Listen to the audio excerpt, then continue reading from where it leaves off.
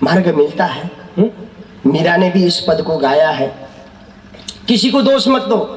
एक बाप की 3 संतान, एक डाली से 2 फूल खिले, एक डाली से 2 फूल खिले, एक पैरों में पड़े और दूसरा सिर पर चढ़े।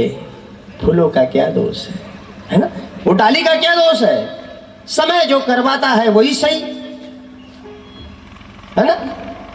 एक ही डाली से 2 फूल खिल रहे हैं, उनका क्या दोष है? कर्म के अनुसार समय जो करवाता है वो होता है।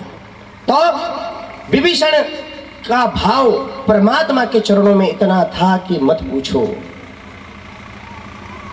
जब भगवान गए तो कहे कि विभीषण मांगो, तो भगवान ने कहा कि हे परमात्मा, मुझे वो वरदान चाहिए कि मेरा चंचल मन आपके चरणों में लगा रहे और मैं सदा आपका भजन करते रहूं।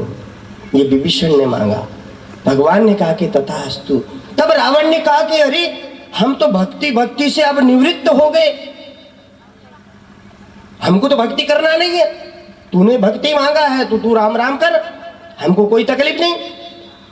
वहीं उसी समय ग्रंथ में लेकर आता है, महापुरुष कहते हैं कि रावण के पास एक विष्णु भगवान की मूर्ति थी। एक विष्णु भगवान की मूर्ति थी।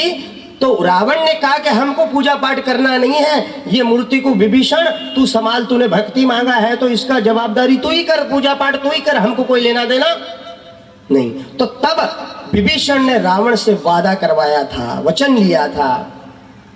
एक बात है बड़े भाई, आपने ये मूर्ति मुझे सौंप रहे हैं, मैं इसकी पूजा करूंगा, साधना करूंगा, भजन भी करूंगा, पर एक बात है, मैं मेरी पद्धत से करूंगा, इसमें आपका मतलब आक्षेप नहीं होना चाहिए, रोक टोक नहीं होना चाहिए आपका। मैं कहीं भी मंदिर बनाऊं, मैं कैसे भी भजन करूं, आप मुझे रोक नहीं सकते।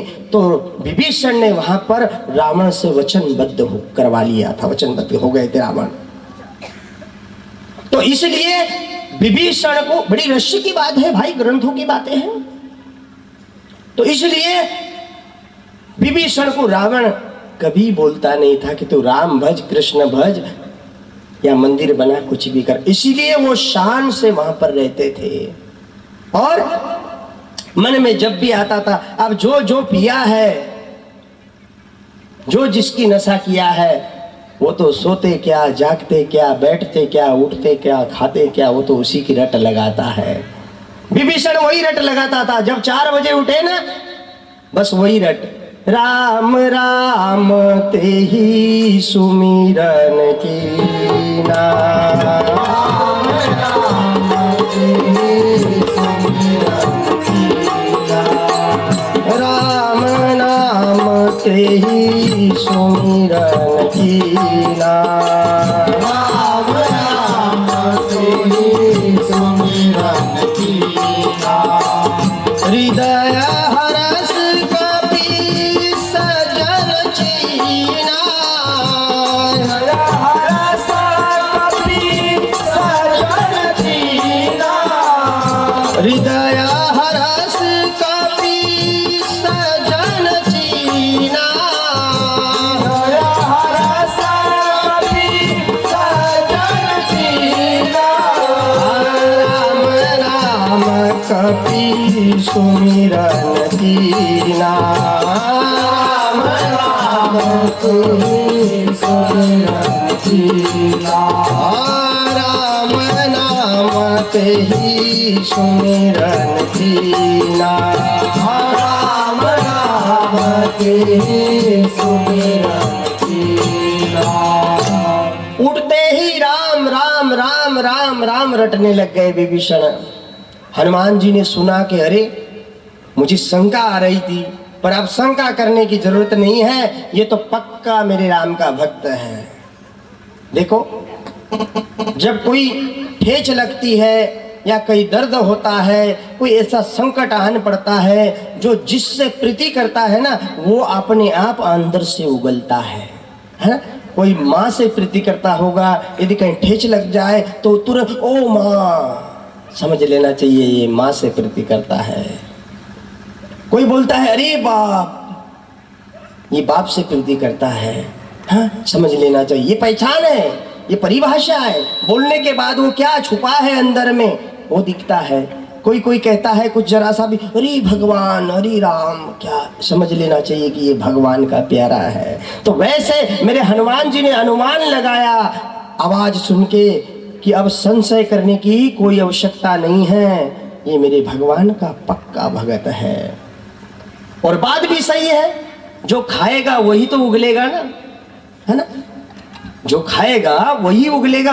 कई लोग बोलते हैं बापू ये बाकी आदमी तो बराबर नहीं, कुछ भी बोलते कुछ भी, अरे उसके संस्कार अच्छे हैं, वो उसी में पला है, वो रात दिन उसी का नाश्ता रूप में कर रहा है, तो वो क्या कीर्तन करेगा? वो तो गाली जी बकेगा ना, वो तो अपनी जात बताएगा ना कि मैं फलानी जात का हूं, है ना।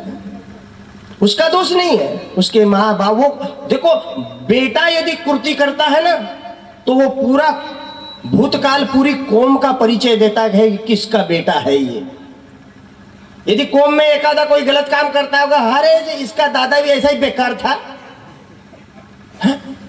बेटी यदि कोई ऐसी कृति करती है ना तो वो बेटी माँ का परिचय देती है। यदि बेटी अच्छा कृति करे तो कहे कि अरे उसकी माँ देखो ना, अरे भाई देवी रूप है भाई। और बेटी यदि कुछ गलत करती है तुरंत समाज बोलता है, हा?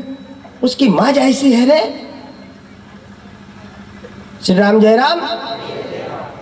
इसलिए आदमी के अंदर जो छुपा है समय पर वही निकलता है।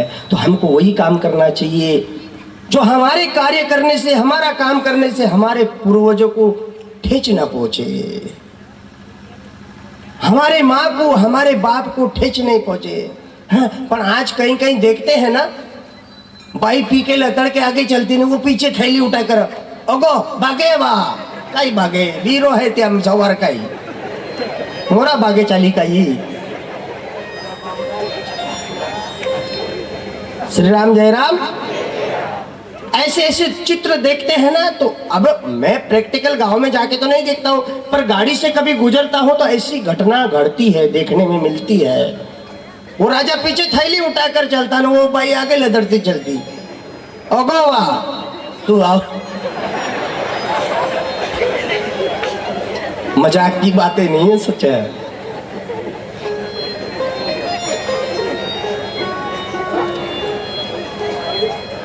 सच कहता हूं, नारी यदि मर्यादा में है, हमारे महापुरुष ने कहा है नारी निंदा मत करो, नारी नरक की खान। तुम लोग ये मत समझना कि बापू हम कुछ बोल रहे हैं, इनमें भी कई सारे दोष है, समय आएगा निकालूंगा आगे। है? नारी और पुरुष मर्यादा में होते हैं ना, फिर वो नारी चाहे कितना भी श्रृंगार करे, हाँ, पाउडर लगाए, लाली लगाए, काजल लगाए, क्योंकि ये श्रृंगार है, 16 श्रृंगार में आते हैं ना सब। मेरे भगवान को करते हैं ये सब श्रृंगार। तो कितना भी श्रृंगार करे और नारी यदि मर्यादा में है तो देखने वाले की दृष्टि बदल जाती है। वो कहता है कि यार कैसा भी हो, पर कोई बड़े घराने की बहू लगती है, ये बड़े घराने की बेटी है, ये बड़े घराने की बहू है। ऐसे लोगों के विचार मन में अपने आप आ जाते हैं। और वही नारी श्रृंगार करके यदि मर्यादा के बाहर चलती है तो लोगों की, मेरी माता और बहनों, दृष्टि बदल जाती है कि ये हो ना हो, ये वो होना चाहिए है। तुम खूब सजो, खूब सजावट करो, पर मर्यादा में रहो। नारी क्यों सजती है तुमको मालूम? नारी इसलिए सजती है कि मेरा पति मुझे देखकर प्रसन्न हो जाए, मेरा पति मुझे देखकर खुश हो जाए। क्यों? कि नारी, हमारी भारत की नारी के लिए देवता पति है। मैंने कल भी कहा ना, भला है बुरा है कैसा भी है, मेरे पति मेरे देवता है।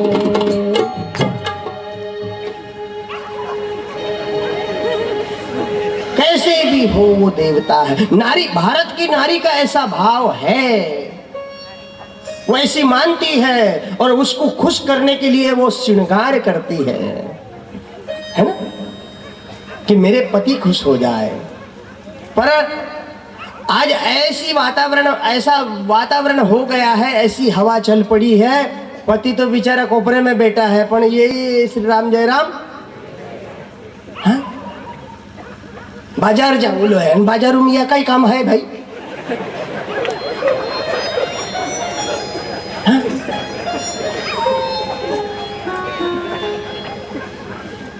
खेत में पानी डालने का जाने का है, पट्टा बिटन चश्मन बूट यह कई काम भाई खेतों में।